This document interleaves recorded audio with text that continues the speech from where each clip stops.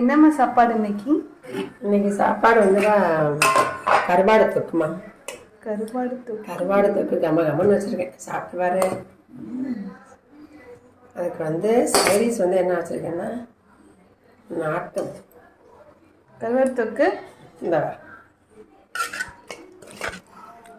வேறு லெவலில் இருக்கு போங்க. பார்க்கவே நல்லா இருக்கா? ஆசை தூக்குது.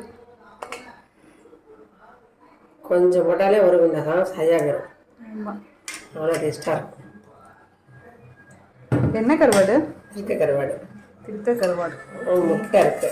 நெக்ஸ்ட்டு முட்டை வச்சிட்றேன். முட்டை இருக்குது. அப்புறம் சொரக்காய் போட்டு வெயிலுக்கு குளிர்ச்சி உடம்புக்கு.